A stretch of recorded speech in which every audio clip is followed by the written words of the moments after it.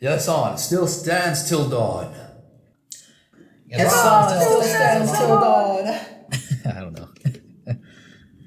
For the children. For the children.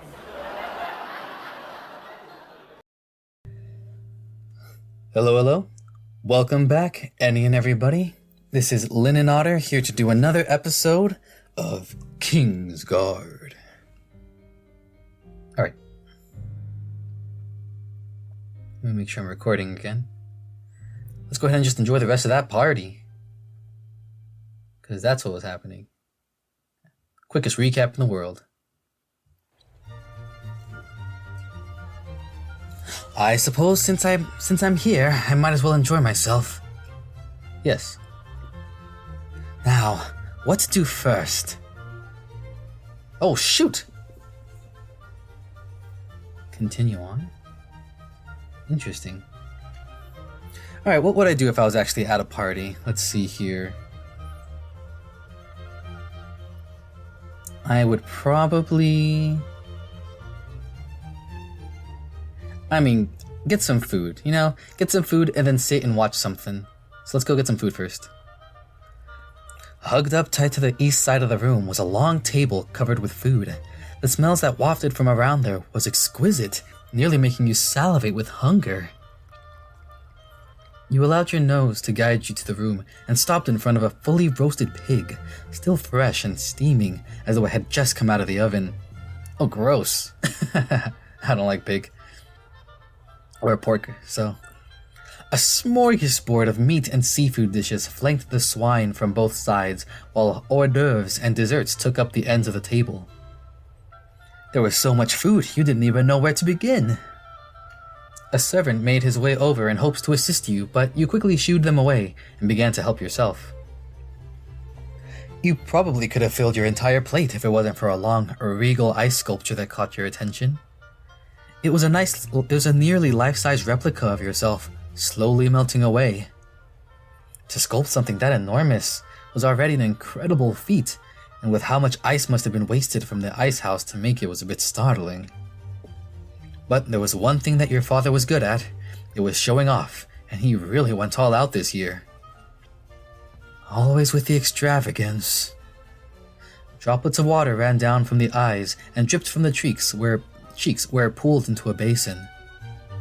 A moment later you heard a crack, and then a small splash that made you leap away, nearly spilling your food.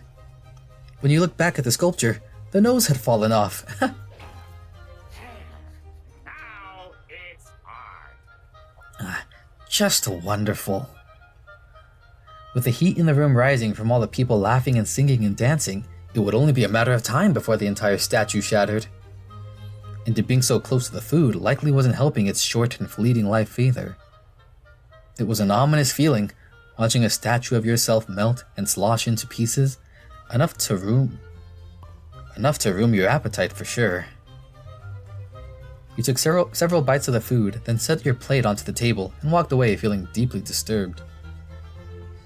Alright, now what to do? I know, how about I turn my timer on?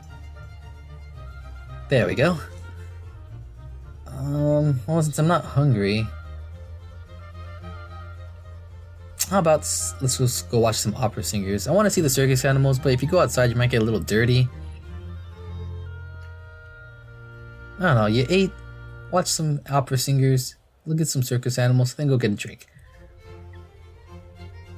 A small stage was set up near the stairwell for two affluent and well-known singers, Franco Francesco and Adelina Callas. To have them here was an honor for the royal family and likely for them as well. While you had never actually been to Renero, you heard stories of the two singers always performing to a full house and leaving with nothing less than a standing ovation. You couldn't imagine anyone other than your father being able to pull off such a feat as convincing them both to travel and perform anywhere other than the Mirage Amphitheater.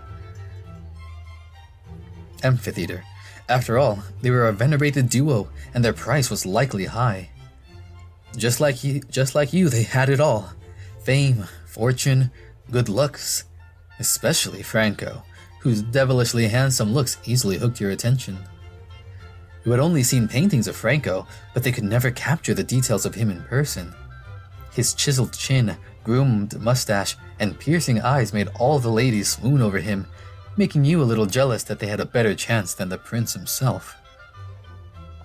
And while Adelina wasn't your cup of tea, you could not deny her beauty, and neither could several of the noblemen hoping to at the very least share a dance with the starlet. They were performing a beautiful song with such elegance and clarity, you could not tell who was the better singer. Franco's deep voice was enough to send the audience to their knees, and several glasses began to shake as Adelina hit high notes. When the last note was sung, the two performers bowed and curtsied to enormous applause, yourself included. They rose back up and stepped off the stage to mingle with the crowd and rest before their next song. You wanted to step forth to greet the captivating Franco, but a crowd of fevered noblewomen had already gathered around him. Even as a prince, you doubted you would have been able to part them for a single handshake. Another time, I suppose. You wistfully moved on to see what other entertainment was prepared that night. Alright, now what to do? Circus animals. The words of that servant had intrigued you. An elephant on a ball? That sounded absurd. But if anyone could train an animal to do such a feat, it would be the traveling circus. Oh. Now jump! The music in the air was energetic and bouncy, far more lively than what was being played inside. You moved around the crowd of guests, all gathered around the garden to witness a spectacle of tamed animals performing tricks. So are these going to be like, is this going to be like a BoJack Horseman thing where they're all animals, or, well, we'll see. What? Excuse me. This party's boring. I'm kidding. A large cat of some kind, a cheetah or jaguar perhaps, jaguar. You couldn't tell. It was some kind of yellow and black spotted animal, dashing around the garden and jumping at a woman's command. Oh, it's a woman. She was dressed in a vibrant red, white, and black getup, and held a taut whip in her hand that she cracked at the cat whenever it tried to lash out at her. Despite a few close calls, she remained out of range of the animal's fangs and claws and commanded the beast to continue the routine. Now up! Up! The cat hopped up on a stool and reared its back legs and stared forward with a bit of hesitation. In front of it was a flaming ring, for which you could only assume was for the beast to leap through. Several nobles whispered among themselves, nervous of what would happen should the trick go wrong. All right, leap! The cat took a few moments to correct its balance before it seemingly found the courage to launch itself before the burning hoop and landing gracefully on a stand on the other side. All right, everyone, let's give a round of applause for Keita the leopard. All right, girl, in you go. That's it. The gorgeous-looking leopard was guided back into a metal cage right next to a variety of other animals. It paced for a few moments before finally deciding to lay down and rest. Keita is one of the newest additions to our family, but she has quickly been making strides as a crowd favorite. But we have one last show for you this evening before we wrap up. The ground shook as a large decorated elephant was brought forth and a wooden ball was held in place as the creature started to make its way onto it. Ellie here was found in the Pharaohhorn wilds, a baby separated from its tribe. They had already moved on, so we decided to add her to our family. She's a very docile creature, so I will ask you to hold your applause and or any other kind of sudden gestures or noises until the trick is over. The grey giant stepped onto a platform that assisted its way onto the ball. Then after several careful baby steps, she was traveling atop the sphere. It looked as though she was going to fall over a few times, but she maintained balance and rode a short distance before being let down. Let's hear it for Ellie, everyone! The garden was filled with chatter amongst the nobles, all aghast that such a large thing could so easily maintain its balance on such a small ball. Even you were quite amazed. Sure, dogs and cats could be trained, but an elephant? It certainly was a wonder. Thank you for joining us this evening, folks. We hope that you enjoyed the show. The animals were hauled away, and the garden was settled down to a few nobles mingling about. When it started to get a bit chilly, you headed back inside. Can I get food again? Oh, the ice sculpture did not look any better now than it did moments before. Another piece sloshed off and fell into the basin with a satisfactory plop. At the very least, it's no longer recognizable as me. Oh, interesting. Though it's still leaving me with a bit of a twist in my gut. Interesting. Oh, can I see? Is Franco free? A large crowd was still gathered around the duo singers. You doubted you'd be able to get much closer. Alright, fair enough. I'm sure I'll have ample time to meet them tonight. They already have me looking forward to that song. Oh, they already have me looking forward to that song composed for me. I wonder what's back outside real fast. Oh, well, I missed most of the show, but at least I caught the finale. An elephant on a ball. Leandros has been everywhere, but I wonder if he's ever seen that before. Okay, I guess we're done here. Time for a drink. Nearly everyone in the room had a glass in their hand, and it was about time that you got one too. You searched around the room for a servant, but all of them seemed to have magically disappeared.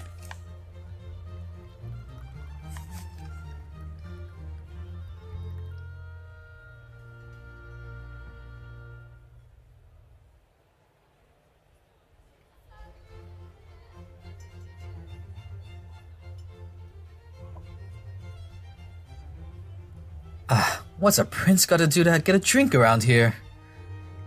All of the guests turned toward the stage to the same sound of trumpets, a familiar tune that you had not forgotten from your arrival earlier. Ooh. A stern-looking man dressed in the most extravagant of fineries, with a golden crown perched upon his head, stood regally atop the stairwell of the ballroom. Oops, let me just adjust something here. The same servant who graced your presence from outside stood next to him, with a scroll outstretched in hand. Presenting His Royal Majesty, Reynard, chosen line by the will of the gods, King of the great nation of Yasan, Guardian of freedom and faith. Ooh.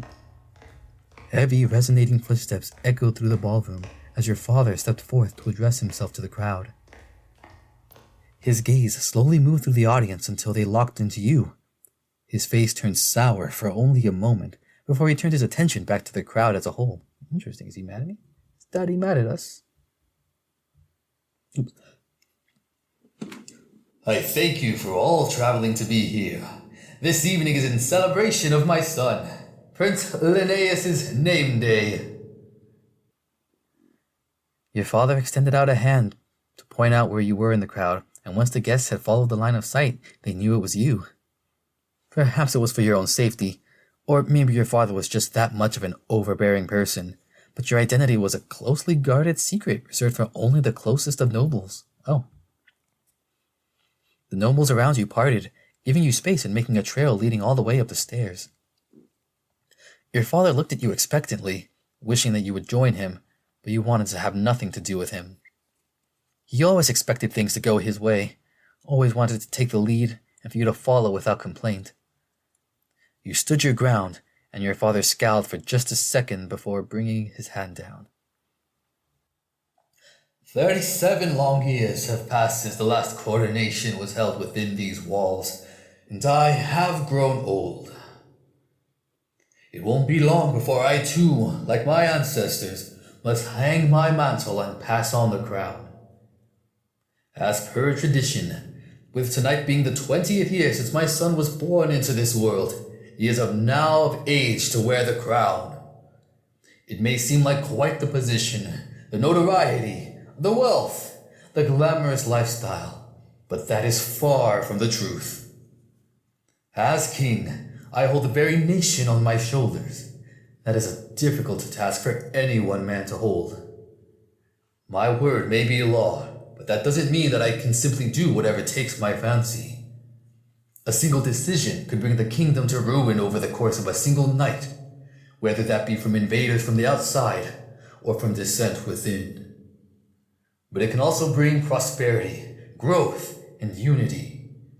A stable mind, an honest heart, and a true love for all the lives who live in this great nation are the necessary qualities one must have, must strive for, to be a leader, a ruler.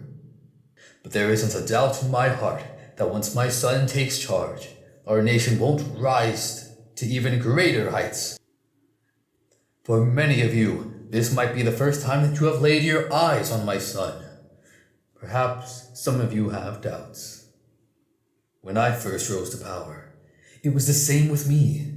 But given time, I would like to say that I have gained your approval. And I hope that all of you will assist him and extend your blessings as well. We have a long road ahead of us still.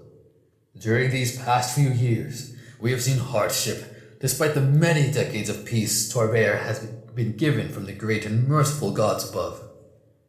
The emergence of the madness, for one, cropping up across the land like an infected blemish, instilling fear into the hearts and taking away loved ones.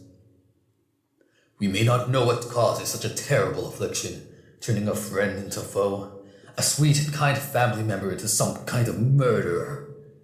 But together, we can and will fight through this, and find a cure to such a sickening plague. But despite the horrors of the world, we have also seen great progress as well. Look no further than Azite and their modern marvels that have made life so much easier for our kingdom. The Iron Horse that took nearly a decade to build was all thanks to your support, and look how it has benefited our own city. You were all the pillar of this great nation, and for us to stand tall, we must ensure we assist one another. And for us to continue to thrive and grow, we must all work to mend any cracks that appear in our foundation. It is how we have always lived, and how we should continue to live. I hope that you will all accept my son, should anything happen to me, and work with him to keep Yasan the shining beacon of the world. I have confidence in him, and I hope that all of you do as well. Now then, enough talk. Tonight is an evening of celebration. Please eat and drink at your leisure. I spared no expense at bringing forth the best wines and food this nation has to offer. No matter what horrors the darkness may bring, Yasan still stands till dawn. Yasan still stands till dawn. I don't know. For the children. All of this is for the children. For the children. For the children. It wasn't his most memorable speech. You could tell by the way he spoke, listening in on the signs that gave away how he was making it up as he went along. But the crowd still loved it all the same. Despite how much you detested your father's voice. I know, I'm sorry, I tried my best. His speeches inspired and changed people. Even one as simple as this held much power in it. And once again, he was making decisions that involved yourself without first conferring with you. For all his talk of you being next in line to be king and trusting you to hold the crown, you doubted you would have any say in the decision-making. His council would probably take care of everything, and you would be nothing more than a decorated token with a shiny crown on your head. What infuriated you even more, though, was the fact that he dropped the ball so suddenly, just casually announcing you to the nobles like that. Yes, it eventually had to be done. Maybe he had something planned tomorrow, like a parade through the city to show you off to the people. But right here and now, without your knowledge, it took you off guard. It was like some kind of play scripted by your father. If it wasn't for the guards that had been following you around the castle at a distance, you'd already have stormed up to your bedroom by now. The music picked up again, and he bounded down the stairs to mingle with the nobles. Despite the speech being over, and the festivities and music was in full swing again, there was this bubble around you that the nobles in the room seemed to avoid. They likely weren't entirely certain what to expect. The reveal of who the prince was as much of a surprise to you as to why it was so difficult to get a single drink tonight. You spotted a server in the distance holding a tray filled with several glasses and a bottle in the center. Before they too vanished, you moved onwards right into the crowd before they could part around you again and headed straight for the servant. The space behind you filled back in again, but none approached you. I need a drink. Oh, sire. Good evening. I'm sorry to ask you this, but May I inquire as to how much you might have drank this evening? Excuse me? It's just our father said that. I don't care what my father may have told you, but I need a drink now. It's my money and I need it now. He reached for the bottle in the corner center before the servant could move it away and took a quick drink. Sire? I'm assuming he told you I was only permitted to have 1 glass per hour? Well, yes, but... Well, this bottle is made of glass, correct? I suppose that's true. So by that logic, it's fair game as I currently haven't had anything yet to drink. You took another swig from the bottle and quickly wiped the juices from your cheek. Cheers, and happy birthday to me. You glanced around the room for a suitable place to drink where you wouldn't be bothered. Right now you didn't want to be badgered with questions from inquiring nobles about what you would do as king and why you were kept a secret for so long. Some alone time with your thoughts and time to simmer down is what you needed right now, but there wasn't a spot in the room that wasn't crowded with nobles. You decided to instead head over to a set of double-door windows that led out onto a balcony overlooking the city. Ooh, pretty. It was nice and peaceful outside. The music and constant chatter was dulled, giving you time to actually collect your thoughts. The air was cool and crisp, and the wine down your throat warmed you. The stars shined brilliantly in the sky, and the sounds of the ocean just not far off was such a nice change of pace. For several minutes you relaxed on the ledge of the balcony, swirling around the red liquor in the bottle, and every so often taking a few sips. So, this is where the man of the evening decided to vanish off to. Spending it all alone now, are we? What now? The chilling voice startled you just as you were taking a sip of wine. The strong liquor was sent down the wrong tube and irritated your lungs. Once you finally caught your breath, you noticed him. It was always the eyes that you saw first. Those eyes that reflected the light of the moon and sent shivers down your spine since you were young. What? Ooh. Well, this is an interesting place to leave off, isn't it? We're gonna be introduced to this new interesting character. Maybe I should continue, actually. Just a little bit longer. Yeah, just a little bit. Let's get a brief introduction. Oh, there you go. Got him all lit up. As though he were stepping right out from the shadows themselves, emerged the fox beastmen. Oh, all that hurt. You pounded your chest several times and wiped a tear from your eye. Oh, Koshiro, you nearly killed me there. I feel like I'm sounding more British. I wasn't really going that hard on the Britishiness, but... My apologies for that. I didn't mean to startle you. I thought you saw me arrive. Ooh, that's kind of creepy. No, not when you're hiding in the dark like that. Well, I wouldn't say I was hiding. Interesting. Koshiro, like Leandros, was a royal protector. A Kingsguard. Oh, so there's more than one. While his duty was to keep the royal family safe from harm, he was mostly in charge of protecting your father, like Leandros was to you. But that wasn't his only job. The fox was a talented sneak, for lack of a better word. He was talented enough to vanish into thin air in the blink of an eye, or hide within the shadows.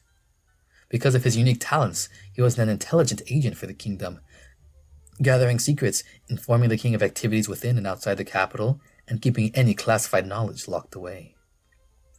Of course, when he wasn't off who knows where, or doing who knows what, he was always snooping about in the castle and hiding within the shadows. Interesting. Yeah, an interesting character. Alright, we'll go ahead and meet him and get further introduced later. Because my throat is hurting. I've done a couple episodes before this, and I think it's starting to get to me. I need to do more visual novels where the characters have just regular sounding voices. Anywho, I hope you guys enjoyed, though. This was a fun little shindig. I'm going to get some more episodes of other visual novels recorded. Hopefully they'll be up later this week, if not the week after. trying to find a good schedule for this, but regardless, just working as hard as I can. And I really hope you guys are enjoying them. And again, I always appreciate any likes or comments, especially about other visual novels to play. I hear that a couple of the ones I'm doing now are probably getting close to being caught up with, so a couple of slots are definitely going to open up.